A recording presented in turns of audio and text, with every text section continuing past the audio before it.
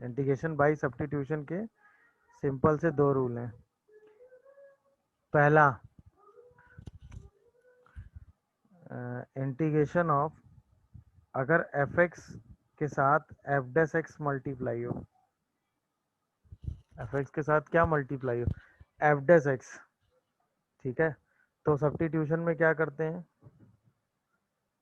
हम इसी F x को क्या सब्स्टिट्यूट कर लेते हैं, टी। तो ये जो F dash x into D x हो जाता है, ये बन जाता है डी टी। और इसी को हम सब्स्टिट्यूट करके नया फंक्शन बना देते हैं टी डी टी, और इसको इंटीग्रेट करके सॉल्व कर देते हैं। ये पहला रूल हुआ। तो यानी कि हमें ये सर्च करना होता है कि किस फंक्शन को हम टी सब्स्टिट्यूट करें जिसका डेरिवेटिव हमारे सिस्टम में प्रेजेंट हो, और उसकी हेल्प से हम उसका स्टैंडर्ड इंटीग्रेशन बना दें और सिंप्लीफाई कर दें।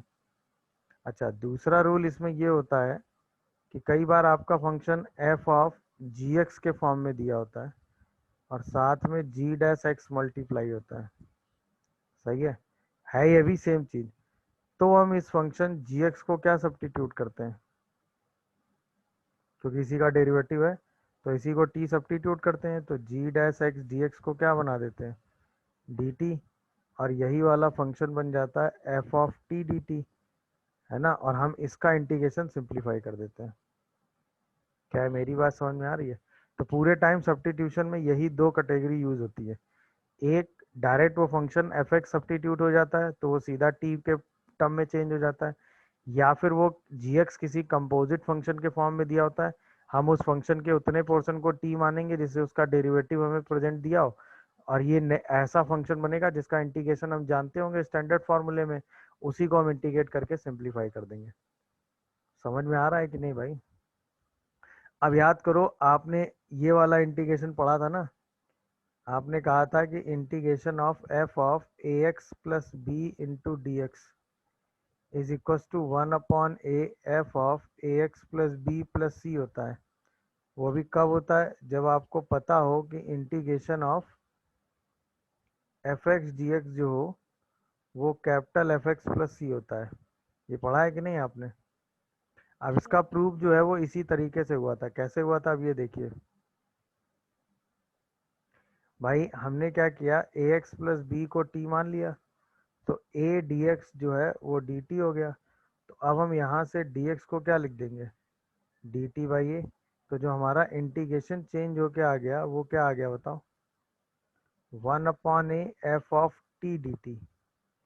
अच्छा, F of T D T का इंटीग्रेशन क्या होगा, capital F T plus C, बाद में इसी टी को क्या सब्स्टिट्यूट कर दोगे, ए एक्स प्लस बी। तो ये F of A X plus B into 1 A plus C आ जाता है कि नहीं? यही हमने डायरेक्ट लिखा था। तो ये वही यही वाली चीज़ हो गई कि नहीं हो गई भाई? हमने इसी ए एक्स प्लस बी को टी सब्स्टिट्यूट कर दिया, तो उसकी हेल्प से ये डी एक्स क्या हो गया, डी टी बाई ए। यहाँ से ही 1/a एफ टी आ गया, और एफ टी का इंटीग्रेशन हमको पता ही था कैपिटल एफ टी होता है, तो ये कैपिटल एफ टी हो गया, ये कांस्टेंट इंटीग्रेशन से बाहर आ गया, तो ये सीधा integration 1/a F of A X plus B आ गया। समझ गए कि नहीं भाई? तो ये वही वाला प्रूफ था जो जो वैसे तो ये आप डायरेक्ट यूज करेंगे, इसमें बार बार ये लीनियर वाला सब्स्टिट्यूशन नहीं लगाते हैं, वो चीज़ डायरेक्ट आप यूज कर सकते हैं। समझ में आया? बट ये आया इसी वजह से था।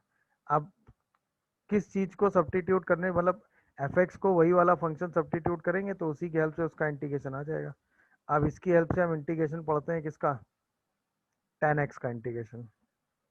किसका इंटीग्रेशन पढ़ेंगे भाई, integration of tan X D X, सही है। जिसका रिजल्ट होता है L N mod sec X plus C, सही है ना। और इसको हम डायरेक्ट यूज करते हैं।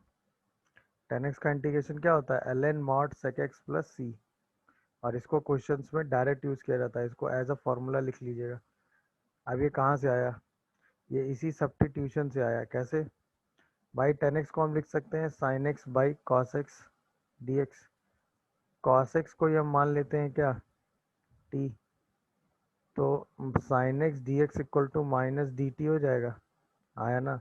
सब्स्टिट्यूट कर दो तो ये आ गया minus D T by T. क्या है, मेरी बात सबको समझ में आ रही है? इसी का इंटीग्रेशन हो गया minus L N mod T plus C. तो इसी को लिख दो ln of 1/t plus C, बाद में t को क्या रख दो cos x, तो ये ln मॉड sec x प्लस सी आ गया कि नहीं आ गया?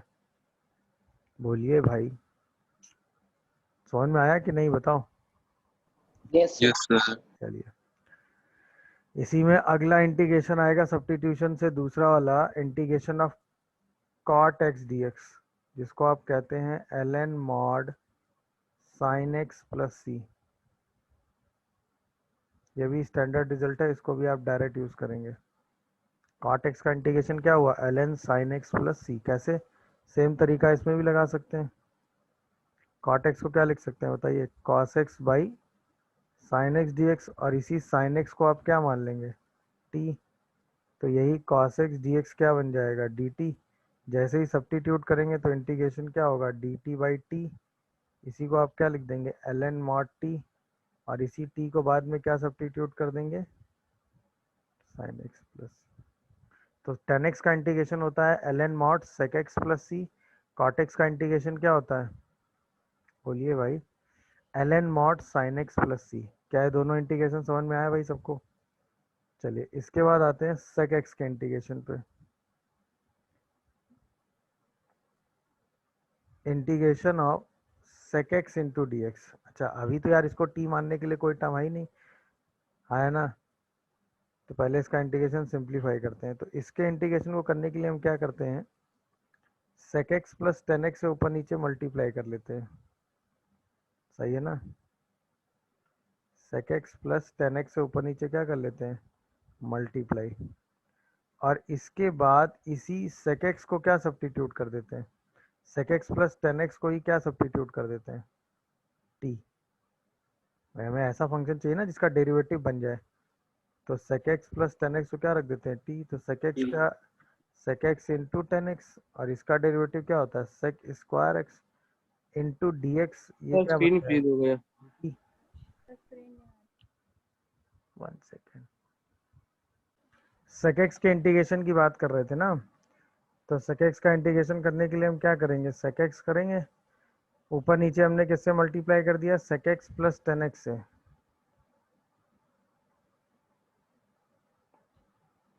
हाँ है ना भाई?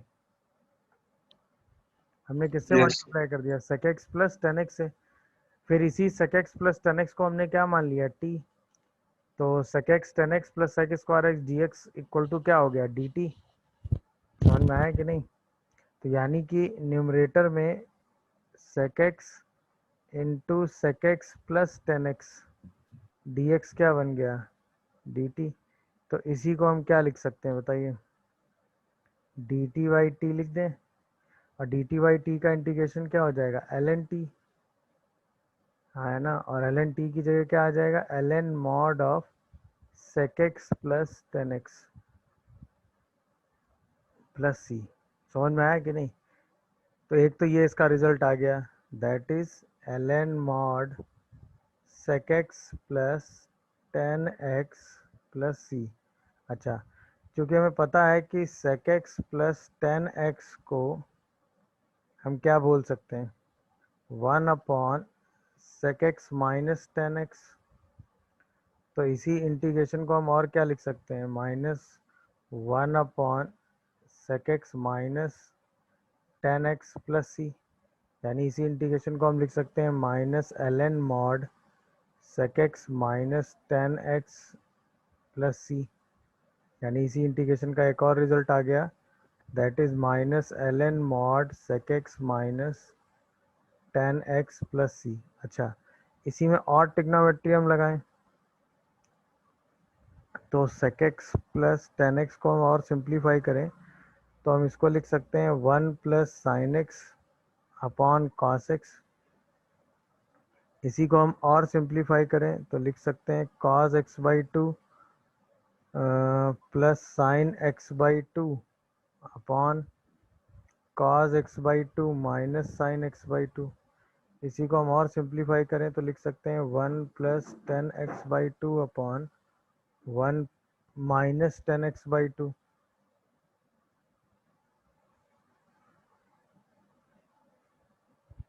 इसी को हम और सिंप्लीफाई करें तो लिख सकते हैं टेन ऑफ π/4 - x/2।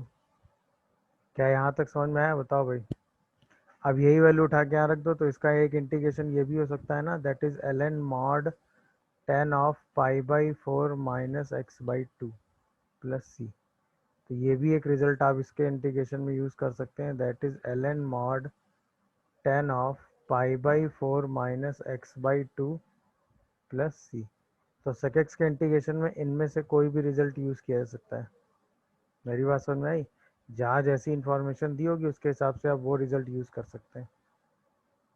समझ में आया? तो जो दिमाग में रखने वाला रिजल्ट है वो ये है, सेकेक्स प्लस 10x।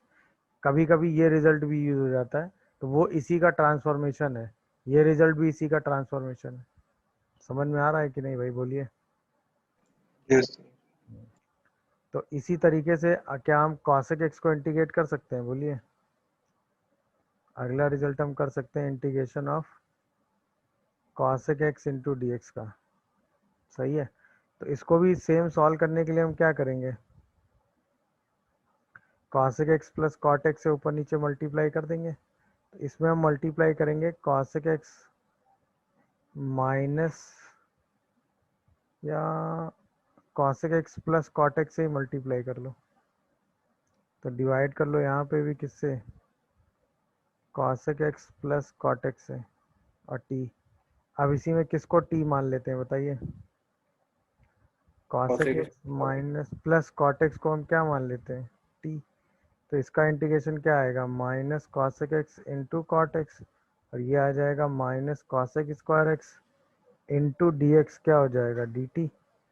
तो यहाँ से cosec x into cot x plus cosec x dx को ही हम क्या कह देंगे, माइनस dt, सब्स्टिट्यूट कर देंगे। तो ये इंटीग्रेशन क्या बनेगा, माइनस dt बाई टी बन जाएगा।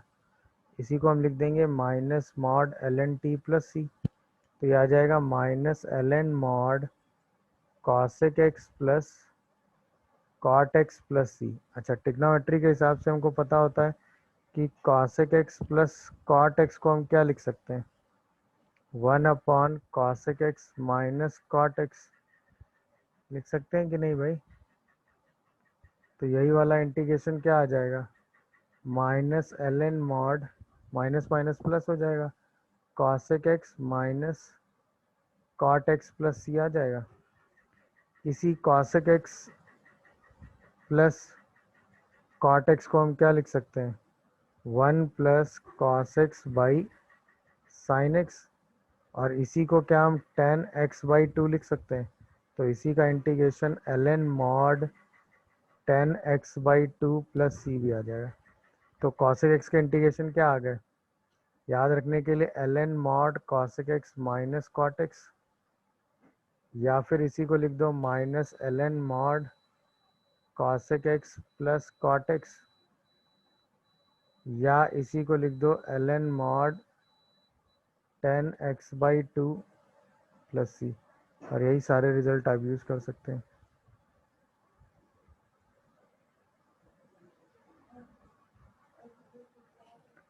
समझ में आया कि नहीं भाई? बोलिए। चलिए ज़रा नोट कर लीजिए, जल्दी से नोट कर लीजिए। सर एक बार सेकेक्स वाला दिखा दीजिए।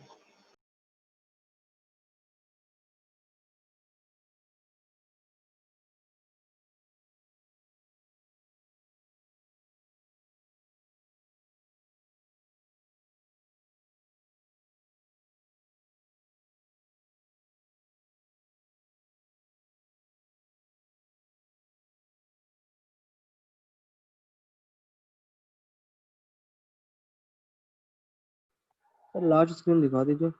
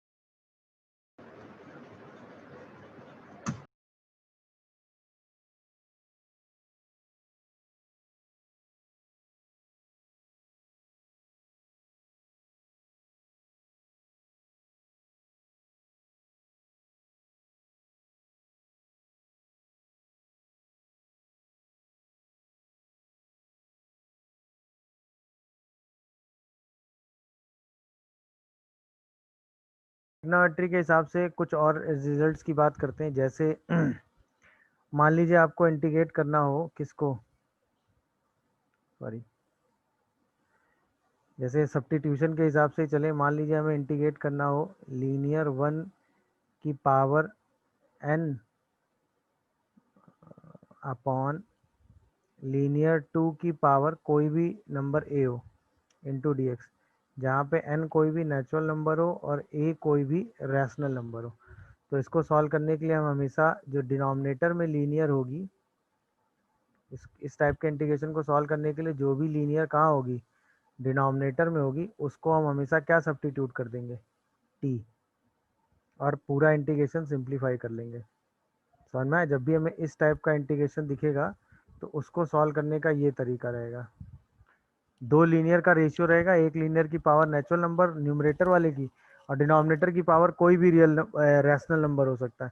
तो जो भी डिनोमिनेटर रैशनल में रहेगी हम उसी को टी सब्स्टिट्यूट करके अपने क्वेश्चन को सॉल्व कर लेंगे। फॉर एग्जांपल, जैसे सपोज हमें सॉल्व करना है x+1 का क्यूब, ठीक है ना, और होल डिवाइडेड बाई 2x+1 की पावर हाफ, ये हमें सॉल्व करना है। दिखा क्या भाई सबको? तो सीधे सीधे हम क्या करेंगे बताइए, 2x+1 को t सब्स्टिट्यूट कर लेंगे तो हमारा dx क्या हो जाएगा, dt/2। अरे हाँ या ना में जवाब दो भाई। Yes sir. सही है। अच्छा, यहाँ पर हम x को क्या सब्स्टिट्यूट कर देंगे, जहाँ बचेगा t-1/2, तो सब्स्टिट्यूट करो तो ये आया t-1/2 प्लस 1 का क्यूब, और नीचे आ गया t की power half into D T. बोलिए, अब इसी को अगर हम सिंप्लीफाई करेंगे तो ये बन जाएगा t+1 का क्यूब, हाँ या ना, और डिवाइडेड बाई 8√t। क्या हम इसका इंटीग्रेशन कर सकते हैं t के रेफरेंस में? बोलिए भाई, आराम से कर सकते हैं। क्यों? क्योंकि हम इसको क्या लिख देंगे, t³ plus 3t² plus 3t+1, और डिवाइडेड बाई क्या कर देंगे, 8t की पावर हाफ। अब सारे हाफ पावर को हम सिंप्लीफाई करके सॉल्व कर देंगे। मेरी बात समझ में आ रही कि नहीं? तो पहला इंटीग्रेशन क्या बनेगा, 1/8 t की पावर 5/2। दूसरा इंटीग्रेशन क्या बनेगा, 3/8 t की पावर 3/2। तीसरा इंटीग्रेशन क्या बनेगा, 3/8 t की पावर हाफ। और लास्ट वाला इंटीग्रेशन क्या बनेगा, 1/8 1/t की पावर हाफ dt। अब तो सारे इंटीग्रेशन सॉल्व हो जाएंगे ना? बोलिए, तो 5/2 प्लस 1 दैट इज 7/2, तो 2/56 t की पावर 7/2 प्लस 3/2 प्लस 1 5/2, तो 6/40, यानी कि 3/20 आ रहा है क्या, देखिए जरा, एंड t की पावर 5/2।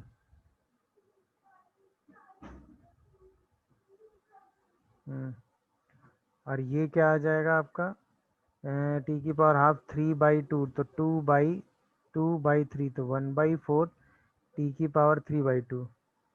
और ये आ जाएगा टी की पावर हाफ और हाफ प्लस 1, तो ये तो माइनस हाफ, तो एक माइनस भी आएगा इसमें ना।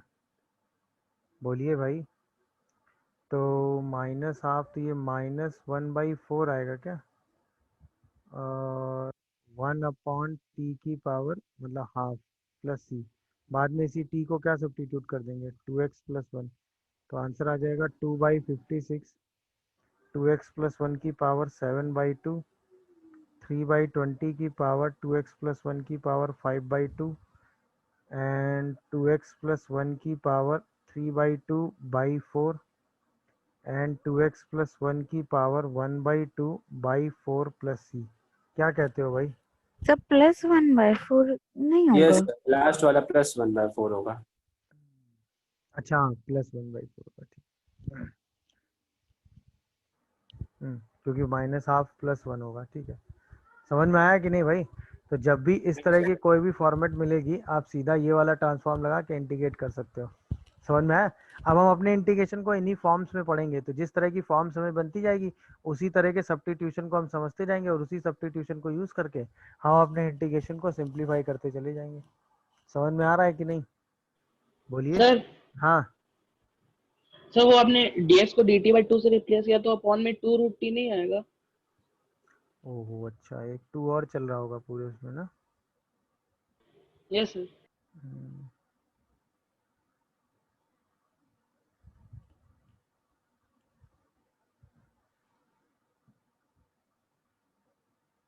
अब ठीक है, पूरे में एक 2 और मल्टीप्लाई कर देंगे, ठीक है ना। Yes sir. हम्म, चलिए अब समझ में आ गया कि नहीं भाई।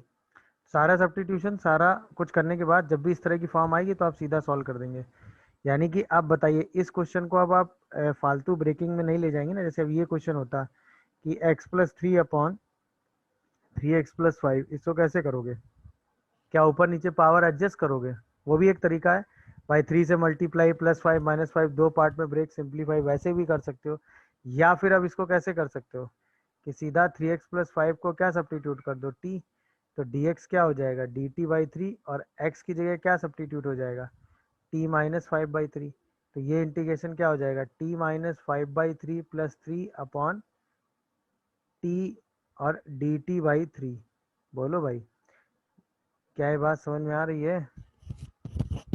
जैसे ही एलसीएम लोगे तो ये आ जाएगा t प्लस 4/t और बाहर 1/9 आ जाएगा इंटू डी टी। इसी को दो पार्ट में ब्रेक कर देंगे तो एक इंटीग्रेशन क्या हो जाएगा 1/9 dt का, और एक इंटीग्रेशन क्या हो जाएगा 4/9 dt बाई टी का। तो यही इंटीग्रेशन क्या आ जाएगा t/9 और plus 4/9 ln mod T plus C, और बाद में इसी t को क्या सब्स्टिट्यूट कर दोगे 3x प्लस 5। हाँ या ना में जवाब दो भाई। यस। तो यही ये वाला इंटीग्रेशन इसी तरीके से आ जाएगा कि नहीं, देखिए जरा, प्लस सी। हाँ या ना बोलो भाई। कोई कंफ्यूजन आ रहा हो इस इंटीग्रेशन में तो बताइए।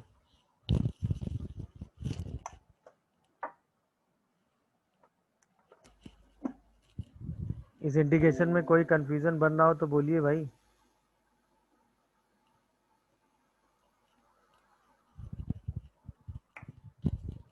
समझ में आ गया भाई ये integration? Yes sir. Yes sir. Yes sir. जब भी इस तरह की फॉर्म आएगी तो आप आराम से उसको सिंप्लीफाई करके सॉल्व कर लेंगे।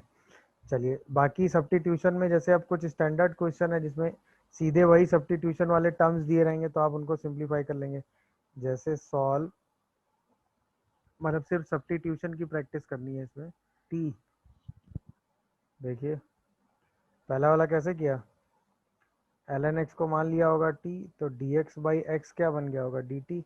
तो अब ये dx बाई एक्स क्या हो गया dt, तो ये पूरा इंटीग्रेशन क्या बन गया dt बाई t, जिसका इंटीग्रेशन खुद क्या होता है ln mod t plus c। बाद में t को ln ऑफ ln x रख दिया तो t ln of ln x plus c। पहला क्वेश्चन समझ में आया सबको, बोलो। अच्छा सेकंड वाले में अगर आप e की पावर क्या कॉमन कर लो, e की पावर x, 1 अपॉन ई की पावर x है ना।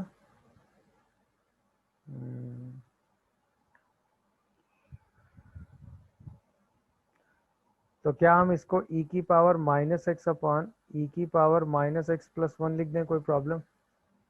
बोलिए हाँ या ना। Yes sir. हमने क्या किया, ऊपर नीचे e सर। की पावर माइनस एक्स से मल्टीप्लाई कर दिया। अच्छा क्यों किया, क्योंकि जैसे हम e की पावर माइनस प्लस एक्स को t मानेंगे तो माइनस ऑफ e की power minus x into D x क्या बन जाएगा dt। हाँ या ना। तो e की power minus x D X को हम क्या लिख देंगे माइनस डी टी, लिख सकते हैं कि नहीं। तो यही इंटीग्रेशन क्या हो जाएगा minus D T by T. बोलो भाई। अब इसी को हम क्या लिख देंगे minus L N mod T. तो क्या हम इसको e की power minus X plus 1 plus C लिख सकते हैं। तो इसी इंटीग्रेशन को हम एल एन ई की पावर एक्स अपॉन, इसी में एलसीएम ले लें तो एक ई की पावर एक्स एलसीएम लेके डिनोमिनेटर में आ जाएगा तो 1 प्लस ई की पावर एक्स अपॉन, तो ई की पावर एक्स अपॉन ई की power x plus 1 plus C आ जाएगा। बोलो समझ में आया कि नहीं भाई सेकंड क्वेश्चन। तो e की पावर x को यस। t लिख सकते हैं। ई की पावर एक्स को टी लेते तो फिर हमें एक ई की पावर एक्स ऊपर चाहिए होता ना, तो हमें पहले ई की पावर एक्स से ऊपर नीचे मल्टीप्लाई करना पड़ जाता, नहीं पड़ जाता बताओ। हाँ या ना। तो फिर सब्स्टिट्यूशन से थोड़ी ना होता, फिर तो ये नीचे परफेक्ट स्क्वायर बन जाता, फिर हमें स्क्वायर वाला मेथड लगाना पड़ता, नहीं क्या? देखो dx और dt by e की पावर x लिख देते ना, क्या कर लेते? तो dx को dt by e की पावर x लिख देते। नहीं समझा क्या बोल रहे हो। सब्स्टिट्यूशन में ऐसा फंक्शन सब्स्टिट्यूट, हाँ भाई, 2x² प्लस 1 को टू t एक्स ले स्क्वायर लेंगे। प्लस वन दो। हाँ इसमें पूरे को टी मान लेंगे क्योंकि कांस्टेंट का कोई मतलब नहीं, तो 2x² + 1 पूरे को क्या मान लो टी। तो यहाँ से dx 4x dx की वैल्यू dt आएगी, और हमें सिर्फ x dx चाहिए, तो x dx को क्या लिख देंगे, dt/4। तो ये बन जाएगा dt/4 और साथ में t आ जाएगा। तो इसका आंसर 1/4 ln t यानी 2x² + 1 + c आएगा कि नहीं, बोलो भाई। नहीं यस समझे? सर। अच्छा ऐसे इसमें, और इसमें क्या सब्स्टिट्यूट करोगे?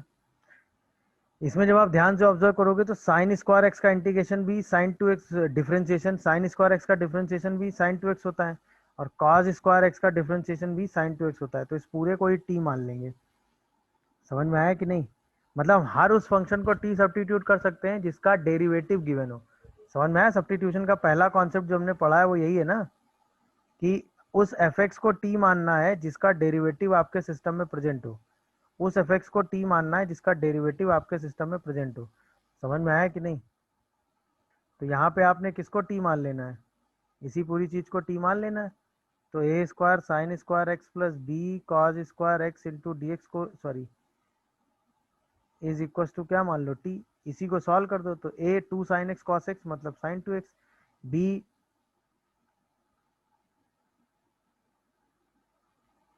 a sin 2x 2 sin x cos x minus b 2 cos x sin x मतलब sin 2x is equal to क्या आ गया, into D X equal to क्या आ गया भाई, dt। तो यहाँ से हम क्या लिख सकते हैं, साइन 2x dx को क्या लिख सकते हैं बताइए? क्या हम इसको dt/a - b लिख सकते हैं, हाँ ना? सब्स्टिट्यूट कर दो, तो ये आ गया dt/t और ये आ गया 1/a - b। तो 1/a - b ऐसे ही आ जाएगा, बोलो।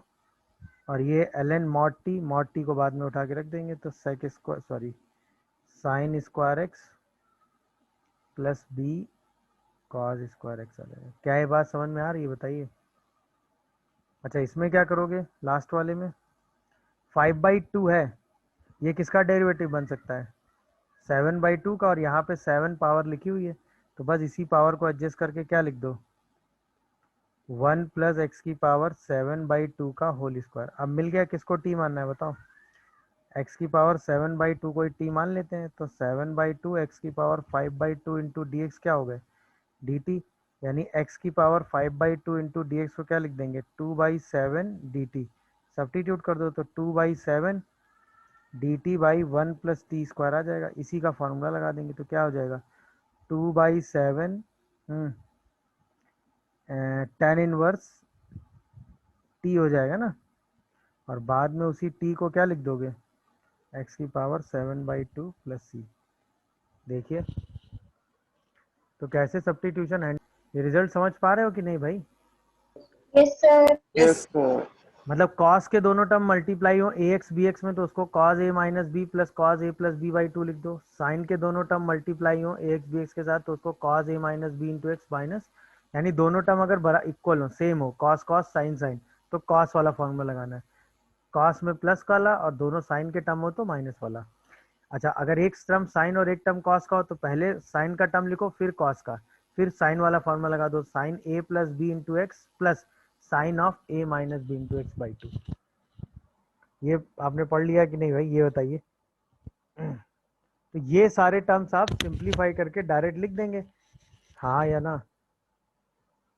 अच्छा अब ये जो मैंने आपको लिखवाया इनका यूज़ क्या है, ये जो मैंने आपको लिखवाया है इनका यूज़ क्या है? जैसे मान लीजिए आपको इंटीग्रेशन करना हो, मतलब integration by using these results, तो जैसे मान लीजिए आपको इंटीग्रेशन करना हो इसका sign 4x into cos 3x dx का, तो इसको आप क्या लिख दोगे बताओ, sign 7x plus sign x/2 लिख सकते हैं कि नहीं, बताओ मुझे, हाँ या ना?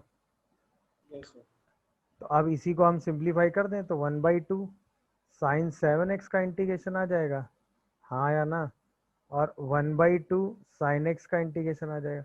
अब ये क्या दोनों इंटीग्रेशन स्टैंडर्ड आराम से सॉल्व हो जाएंगे। ये हो जाएगा 1/14 cos 7x माइनस का, और ये हो जाएगा -1/2 cos x प्लस सी। हाँ या ना में जवाब दो भाई। यहीं पे जैसे हमारे पास इंटीग्रेशन आ जाए cos x cos 3x and sin 4x का, तो क्या करोगे बताओ। अब दो दो के पेयर बना लेंगे, बोलो भाई। सबसे पहले इन दोनों को एक पेयर बना के सिंप्लीफाई कर लेंगे। तो इसी इंटीग्रेशन को कैसे सॉल्व करोगे बोलो। सबसे पहले इन दोनों को एक पेयर बना के लिख लेंगे, तो क्या लिख लेंगे, cos a minus B plus cos a plus B. हाँ या ना में जवाब दो भाई,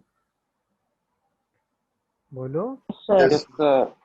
अच्छा, फिर इसको मल्टीप्लाई कर लेंगे। जब मल्टीप्लाई करेंगे तो एक पेयर बन जाएगा sign 4x into cos 2x by 2, और एक पेयर बन जाएगा sign 4x into cos 4x by 2 का। आगे इसको भी सिंप्लीफाई कर लोगे कि नहीं बताओ, अरे बोलो यार। ये वाला सिंप्लीफाई होके क्या बन जाएगा, sign 6x plus sign 2x by 2, तो बाई 2 बाई 2 4 हो जाएगा। ये वाला क्या साइन 8x हो जाएगा और बाई 4। अब तो सारे इंटीग्रेशन नोन फॉर्म में चेंज हो गए, बोलो भाई। अब सबको आराम से सॉल्व कर लो। तो 1/4 साइन 6x का इंटीग्रेशन हो जाएगा, 1/4 साइन 2x का इंटीग्रेशन हो जाएगा, और 1/4 साइन 8x का इंटीग्रेशन हो जाएगा। अब तो सारे इंटीग्रेशन आराम से सॉल्व कर लोगे ना। पहला वाला इंटीग्रेशन क्या आएगा बताओ, बोलिए। -1/24 cos 6x। दूसरा वाला 8 cos 2x, और तीसरा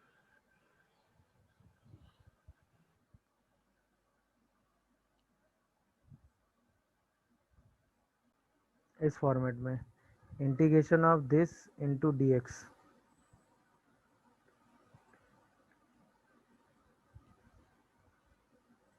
integration of this into dx।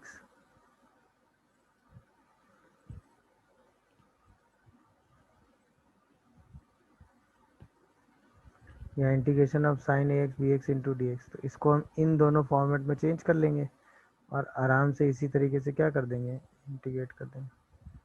तो ये भी अब एक फॉर्मेट की तरह ही लिख सकते हैं, जहाँ ज़रूरत पड़ेगी वहाँ आप ये सेम इंटीग्रेशन यूज़ करके सिंप्लीफाई कर देंगे। क्या ये बात समझ में आ रही है सबको, बोलो भाई। चलिए, तो इस तरह के इंटीग्रेशन आप सॉल्व कर लेंगे। अब आइए अगली फॉर्म। मान लीजिए आपको यहीं पे इंटीग्रेशन ऐसा करने को मिले, integration dx upon sine of x minus alpha into sine ही हो into sine of x minus beta आ जाए। इसका इंटीग्रेशन आपको सॉल्व करना हो, तो इसका सॉल्व करने के लिए आप ऊपर नीचे किससे मल्टीप्लाई कर देंगे, बोलिए। आप मल्टीप्लाई कर देंगे sine of beta minus alpha से, या अल्फा माइनस बीटा भी ले सकते हो। ऊपर नीचे आप किससे मल्टीप्लाई कर दोगे, sine of alpha minus beta से, और इस वाले इंटीग्रेशन को सिंप्लीफाई करोगे। अगर किस टाइप के टर्म होंगे ये बताओ, दोनों टर्म साइन में होंगे, sine of X minus alpha and sine of X minus beta into D X होगा। तो इस इंटीग्रेशन को सॉल्व करने के लिए आप ये करोगे। समझ में आ रहा है कि नहीं भाई।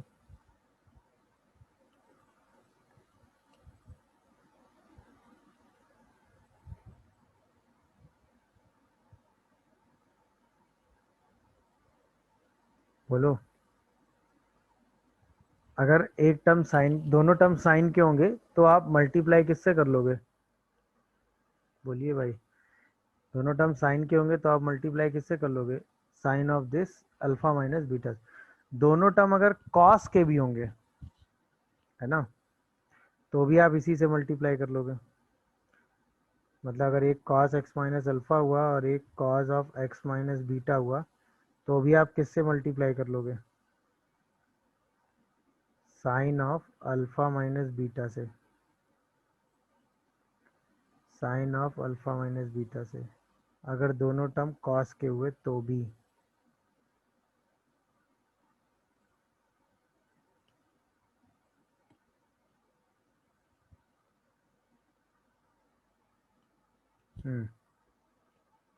समझ में आ रहा है कि नहीं भाई? तो या तो दोनों टर्म साइन के होंगे तो भी आप इसी से मल्टीप्लाई कर लोगे, दोनों टर्म कॉस के होंगे तो भी आप इसी से मल्टीप्लाई कर लोगे। क्लियर हुआ? अब बात आती है अगर एक टर्म साइन का हो और एक टर्म कॉस का हो तो क्या करोगे? समझ में आया कि नहीं? मतलब एक टर्म साइन का हो x माइनस अल्फा और एक टर्म कॉस का हो x माइनस बीटा, अब क्या करोगे? तो मल्टीप्लाई कॉस से करोगे। तो मल्टीप्लाई किससे करोगे भाई?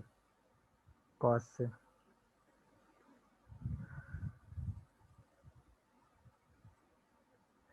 Sign of x minus alpha into cos of x minus beta into dx। ये 3 टाइप के इंटीग्रेशन ध्यान रखिएगा, जहाँ जैसा टाइप आएगा उसके हिसाब से आप उस टर्म को मल्टीप्लाई करके अपने इंटीग्रेशन को सिंप्लीफाई कर दीजिएगा। ठीक है? अब देखिए ऐसा करने से क्यों इंटीग्रेशन सॉल्व होंगे। जैसे फॉर एग्जांपल मान लीजिए इंटीग्रेशन आ जाए dx अपॉन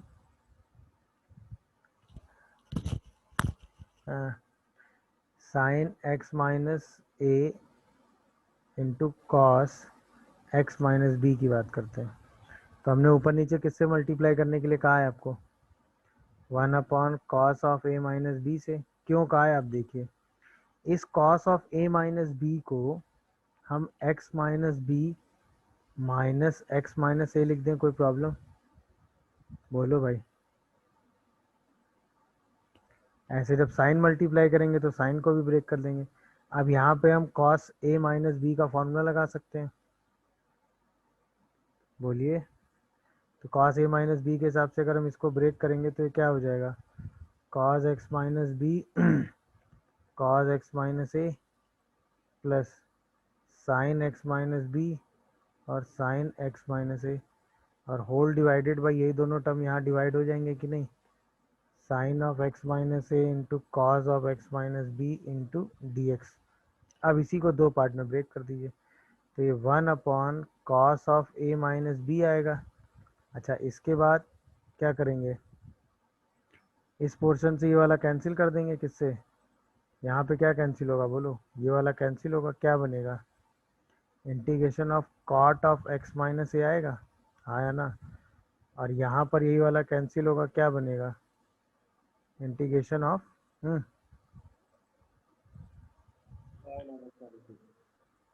क्या बनेगा भाई? tan of X minus B. पहले में कॉट बनेगा क्या? अब कॉट और tan दोनों का इंटीग्रेशन क्या हमें पता है, बताओ? वो तो अभी हमने सॉल्व किया। तो cos of A minus B के हिसाब से इंटीग्रेशन क्या कर देंगे कॉट का, बोलो? ln mod sine of X minus A, और tan का integration ln mod sec of X minus B, और इसी को क्या लिख देंगे? Plus C. समझ में आया कि नहीं? अच्छा, यहीं पे एक टर्म साइन का और ये भी साइन का होता तो ऊपर नीचे किससे मल्टीप्लाई कर लेते? साइन से, और फिर ऐसे ही 2 पार्ट में ब्रेक कर लेते, इंटीग्रेशन सिंप्लीफाई करके आंसर लिख देते। समझ पा रहे हो कि नहीं भाई? यस।